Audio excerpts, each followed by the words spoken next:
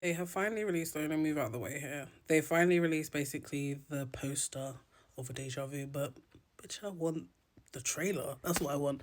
We already know who fights anyway, so we know Fly Nine fights Ivory.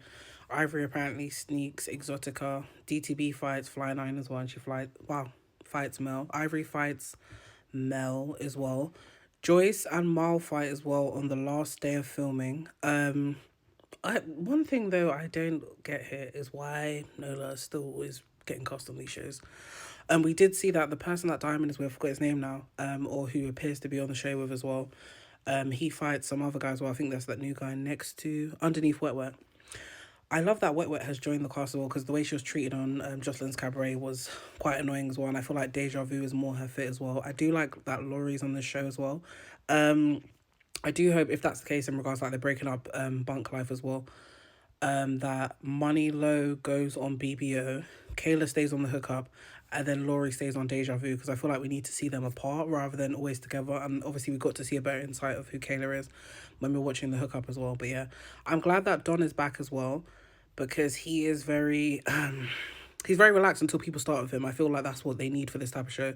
I don't think they really needed Cuban Dog, Cuban the Savage, whatever and stuff. If I'm honest, I'm just gonna keep it $1.50. I don't think they also needed Hood Trophy Bino. Obviously, with the allegations around him anyway, we're still waiting on the results of Mel. For the rape kit as well, because obviously it takes I think the backlog is like 3 to 6 months or whatever. I do hope nothing did transpire with any cast member and herself when she was incoherent and stuff. But yeah, then we have Duke. I don't understand why they brought him back, especially if they're not bringing Matt back as well. Sorry, because in my head, I'm just thinking like Mac was the reason why Duke had a storyline, so why is he here for? And then also, it's like rage bait to a certain degree with Joyce as well, like when they bring him back, because he is extremely transphobic as well, homophobic as well. And just, it doesn't make sense. Obviously, he has come out on his socials and said that he's schizophrenic and bipolar as well. Not saying that people can't be on the cast if they have mental health issues and stuff, but I just don't feel like this show is for him, especially with alcohol being I'm not saying that he's a heavy drinker or whatever, but when people are facing mental health issues, well, especially specific ones when you're on medication, depending if he is medicated or whatever. I'm not trying to say that he's not medicated or whatever, I just mean in general. And then you use or you take alcohol as well, it heightens certain stuff as well. So I don't think this is an environment for him. Yes, people want to get their name out in reality TV and so forth, but still, LaRue returning, I don't believe it was necessary as well. We already saw LaRue on BBO.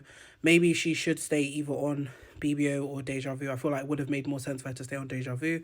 But at the same time, I don't think she's really got a storyline here as well, if I'm honest. Because I would have thought they would have brought Cookie back, who her name was Lauren, I think, also to the show. The white guy as well, don't know what's going on there, but I feel like every season now they add like a random white person as well, a random white guy, because they added Colton last time, I think.